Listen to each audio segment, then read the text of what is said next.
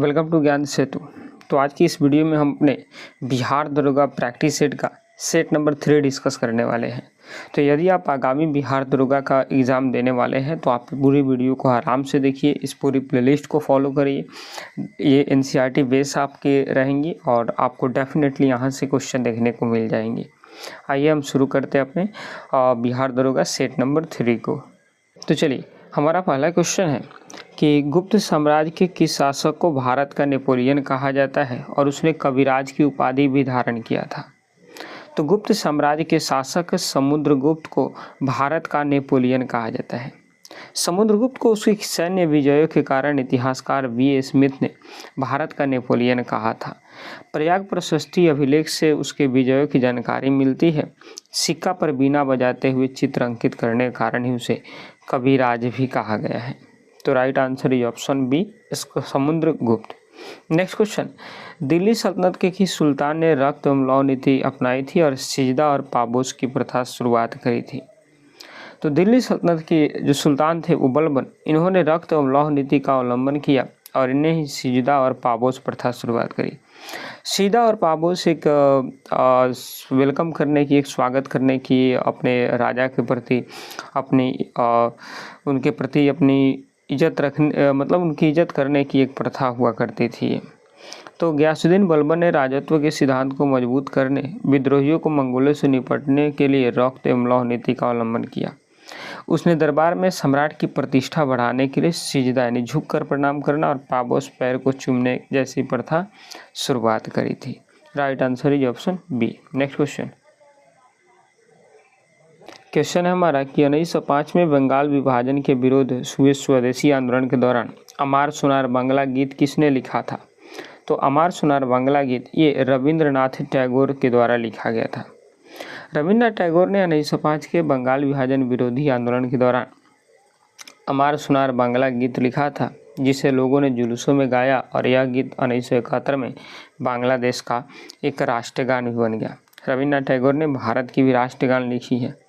तो right answer is option A. Next question, थोड़ी background को लेकर के प्रॉब्लम है तो इसको मैनेज करिएगा क्योंकि हमारे इधर बहुत तेज बारिश हो रही है अभी के पीरियड में। नेक्स्ट क्वेश्चन है कि भारतीय संविधान के किस भाग में और किस अनुच्छेद के तहत आपातकालीन प्रावधान का उल्लेख किया गया है।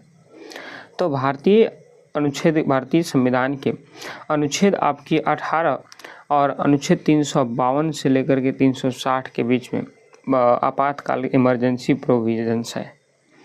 तो भारतीय संविधान के भाग 18 के अंतर्गत अनुच्छेद 352 से 360 तक आपातकालीन प्रावधान दिए गए हैं।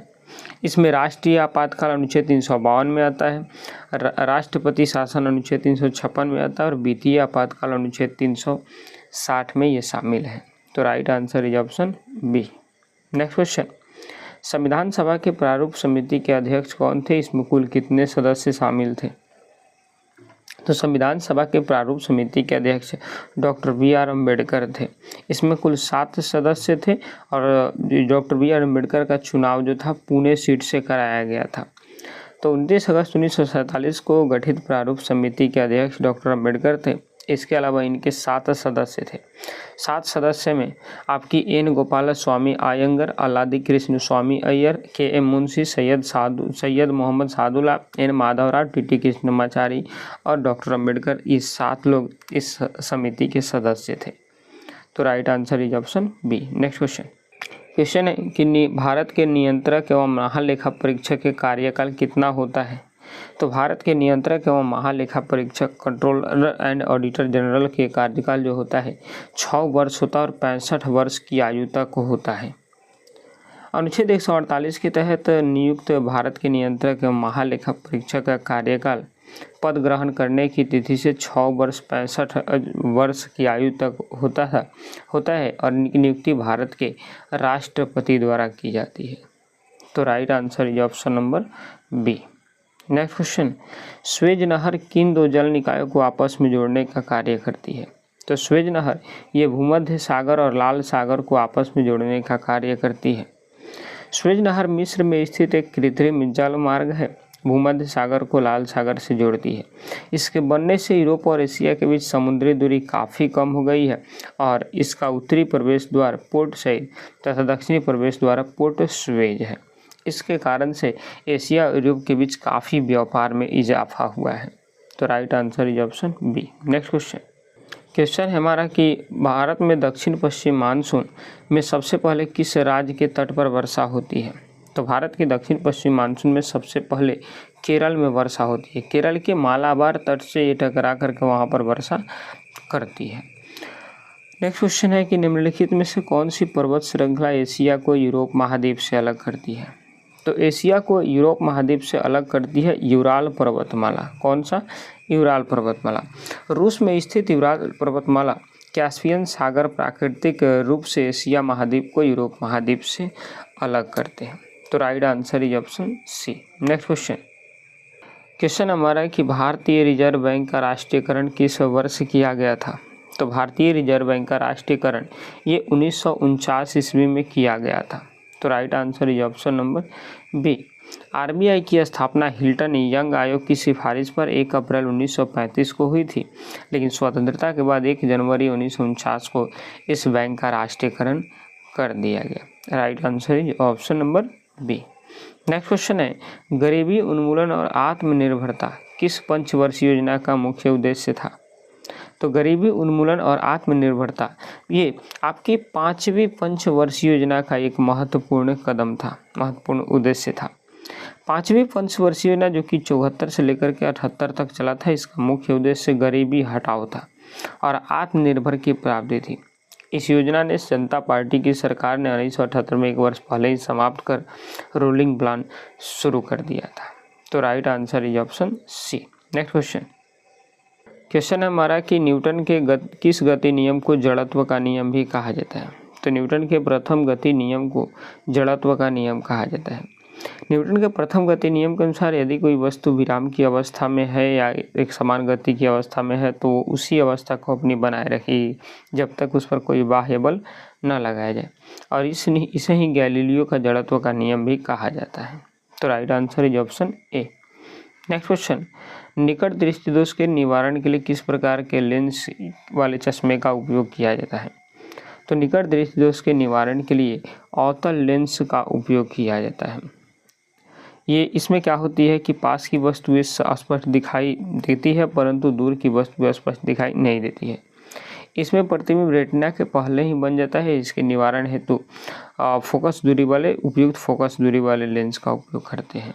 तो right answer is option B. Next question है हमारा कि पीतल निम्नलिखित में से किन धातुओं का मिश्रण है? तो पीतल ये तांबा और जस्ता का मिश्रण होता है, तांबा और जस्ता का, जिसमें 70% तांबा और आपकी 30% जस्ता होती है। तो right answer is option B. Next question, plaster of Paris का रासायनिक सूत्र क्या है? तो प्लास्टर ऑफ पेरिस का रासायनिक सूत्र CaSO4 ½ H2O है। इसको कैल्शियम हेमीडाइड्रेट भी कहा जाता है, कैल्शियम सल्फेट हेमीहाइड्रेट भी कहा जाता है। CaSO4 ½ H2O इसका फॉर्मूला होता है और इसी को जब गर्म किया जाता है तो जिप्सम इससे प्राप्त होता है। यदि आप 373 केल्विन पर इसको गर्म किया जाता है तो इससे जिप्सम प्राप्त होता है। जिप्सम का यूज हाथों की प्लास्टर करने में, हड्डियों की टूटी हुई प्लास्टर करने में, दीवालों की पुटिंग करने में, दीवालों के खांचा भरने में, मूर्ति बनाने में, इन सब कार्यों में किया जाता है। तो right answer is option B. Next question है हमारा कि कोशिका का पावर हाउस किसे कहा जाता है जहाँ ATP के रूप में ऊर्जा उत्पन्न होती है? तो कोशिका के पावर हाउस माइटोकॉन्ड्रिया को कहा जाता है। माइटोकॉन्ड्रिया में कोशिकीय श्वसन ऊर्जा का उत्पादन होता है और यह ऊर्जा ATP के रूप में संचित होती है, इसलिए इसे कोशिका का पावर हाउस कहा जाता है। राइबोसोम प्रोटीन की फैक्ट्री तथा लाइसोसोम को आत्महत्या की थैली कहा जाता है। तो right answer is option C. Next question, मानव शरीर की सबसे बड़ी ग्रंथि कौन सी है? तो मानव शरीर की सबसे बड़ी ग्रंथि यकृत या फिर लीवर है। यकृत मानव शरीर की सबसे बड़ी ग्रंथि है जिसका वजन लगभग 1.5 किलोग्राम होता है। यह पित्त का श्रावण करता है जो कि पाचन में मदद करता है और इस शरीर की सबसे बड़ी अंतःस्रावी ग्रंथि है। तो right answer is option B. Next question हमारा कि कुचिपुड़ी किस भारतीय राज्य की शास्त्रीय नृत्य है? तो कुचिमुड़ी ये आंध्र प्रदेश की एक शास्त्रीय नृत्य है। इसका नाम कृष्ण जिले के कुचेलापुरम या गांव के नाम पर पड़ा है। इसमें नृत्य और अभिनय दोनों का समावेशन होता है। तो right answer is option B. Next question, विश्व जल दिवस किस वर्ष हर तिथि को मनाया जाता है? तो विश्व जल दिवस ये हर साल 22 मार्च को मनाया जाता है, जल संरक्षण के प्रति लोगों को जागरूकता बढ़ाने के लिए। अच्छा, 22 अप्रैल को पृथ्वी दिवस मनाया जाता है और 22 मई को अंतर्राष्ट्रीय जैव विविधता दिवस मनाया जाता है और 5 जून को पर्यावरण दिवस मनाया जाता है। तो right answer is option A. Next question हमारा कि 1857 के विद्रोह के समय बिहार का सिंह कहे जाने वाले बाबू कुंवर सिंह ने किस क्षेत्र से विद्रोह का बिगुल फूंका था? तो बाबू कुंवर सिंह ये जगदीशपुर आरा से बिगुल फूंके थे। इसके लिए उन्होंने 80 वर्ष की उम्र में 1857 के संग्राम में अंग्रेजों के खिलाफ अदम्य साहस का परिचय देते हुए जगदीशपुर मारा क्षेत्र से ये विद्रोह किए थे। तो right answer is option B. Next question है, बिहार में वाल्मीकि राष्ट्रीय उद्यान किस जिले में स्थित है? तो वाल्मीकि राष्ट्रीय उद्यान ये पश्चिमी चंपारण में अवस्थित है, जो कि बिहार का एकमात्र राष्ट्रीय उद्यान है और नेपाल की सीमा से ये लगती है। तो right answer is option B. Next question है हमारा कि बिहार प्रांतीय किसान सभा की स्थापना 1929 में किसके द्वारा की गई थी? तो स्वामी सहजानंद सरस्वती द्वारा बिहार किसान सभा का गठन किया गया था, परंतु इस जो 1929 के सोनपुर मेले के अवसर पर बिहार में इस सभा का गठन हुआ, इसके प्रथम अध्यक्ष श्री कृष्ण सिंह थे और सरदार वल्लभ भाई पटेल ने आकर के इसमें काफ़ी ज़्यादा इजाफा किया था। तो right answer is option A. Next question, हाल ही में संयुक्त राष्ट्र संघ द्वारा घोषित 2025 को किस अंतर्राष्ट्रीय वर्ष के रूप में मनाया जाता है? तो 2025 को अंतर्राष्ट्रीय सहकारिता वर्ष के रूप में मनाया जाता है। संयुक्त राष्ट्र संघ ने 2025 को अंतर्राष्ट्रीय सहकारिता वर्ष के रूप में घोषित किया और इससे पूर्व 2023 को अंतर्राष्ट्रीय बाजरा वर्ष के रूप में मनाया गया था। तो right answer is option B. Next question हमारा कि भारत के नए प्रमुख चुनाव आयुक्तों की नियुक्ति प्रक्रिया संबंध हालिया संसाधनों के बाद चयन समिति के अध्यक्ष कौन होते हैं? तो चुनाव आयुक्त के चयन की समिति का अध्यक्ष ये भारत के प्रधानमंत्री होते हैं। मुख्य निर्वाचन आयुक्त और अन्य निर्वाचन आयुक्त अधिनियम 2023 के तहत गठित 3 सदस्यीय चयन समिति के अध्यक्ष भारत के प्रधानमंत्री होते हैं।